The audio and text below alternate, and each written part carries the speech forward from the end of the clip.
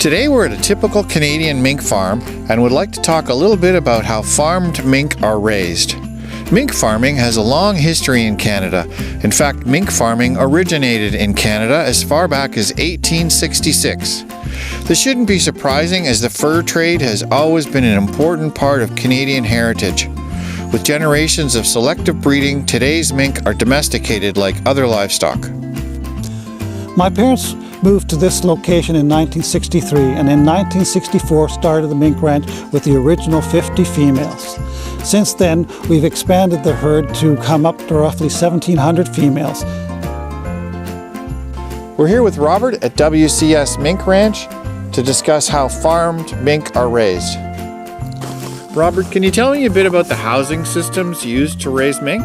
Yes, like all livestock farming, mink farming is a business and you require large quantities in order to make a living. Raising mink is labor intensive, so our housing is designed to keep animals comfortable and to provide their needs in the different stages as they grow. Buildings are usually long to accommodate rows of raised pens with mesh floors which allow the manure to drop through. The sheds are usually opened in the summer to allow airflow to keep the animals cool, and closed in the winter for protection from the cold.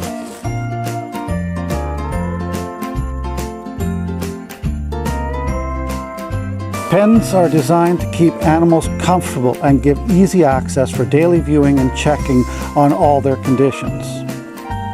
Pens are also flexible, designed to change to meet the needs of the animals for each stage of growth in the mink growth cycle. Wood boxes and bedding for comfort, and larger wire pens for exercise, feeding, and observation. There are birthing pens called whelping pens, growing pens, and holding pens. Whelping pens are designed to have an enclosed wooden box nesting area where the female feels secure and gives birth. Here we use hyperallergenic bedding to keep the females comfortable and the kits warm. There is also a larger wire pen that the females have access to for exercise. These pens contain access to water, food, as well as enrichment or toys, and a shelf or hammock to keep the animals content. When mink kits are born, they are the size of my little finger. To protect them, a false bottom is introduced into the wire pen to keep them from falling through the bottom of the pen. During this phase of production, the false bottoms can become soiled in the unused portions of the pen, so they are cleaned periodically. Mink are generally quite clean animals and do their business usually in one spot. As soon as the kits are large enough, the false bottoms are removed to allow the manure to fall through the bottom of the pens.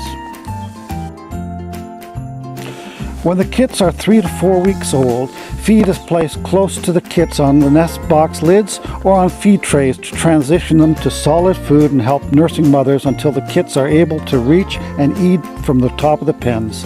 When the kits are large enough, they are weaned from their mothers.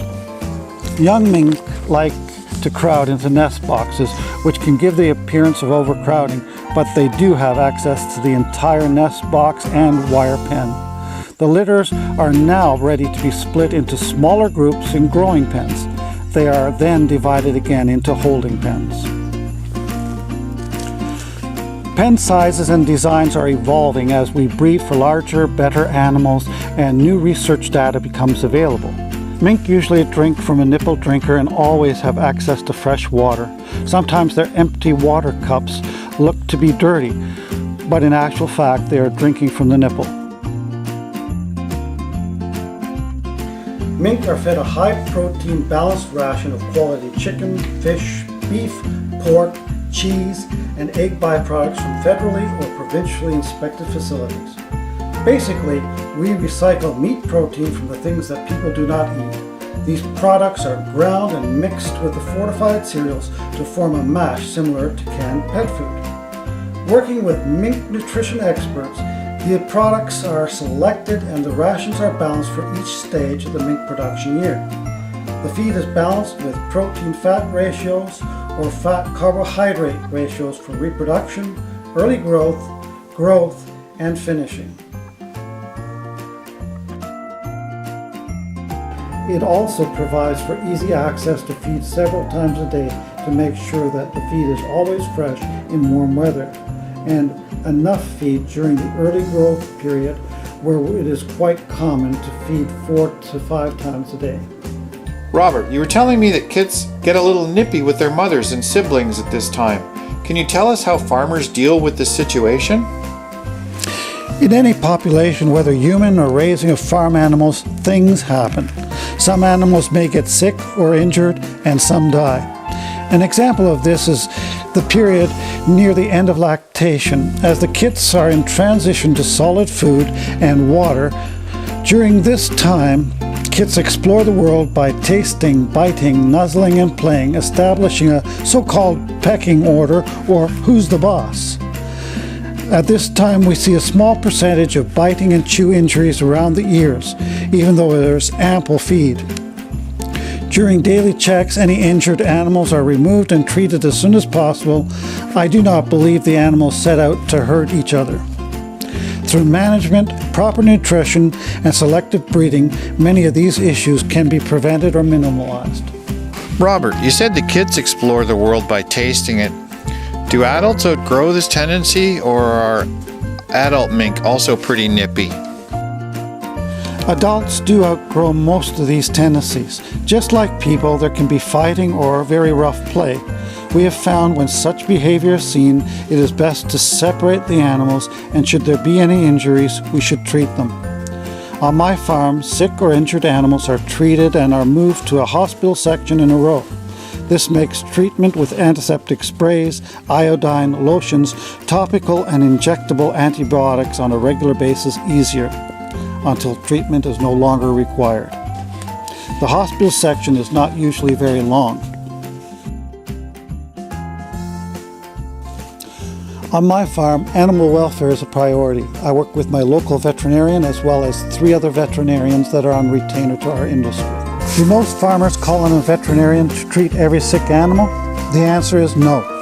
The farmer or custodian recognizes sickness or injury and is trained to administer established treatments. When, however, there is doubt or there are any herd problems or health problems, that's when veterinarians are called for testing, diagnosis, and to prescribe the appropriate medication.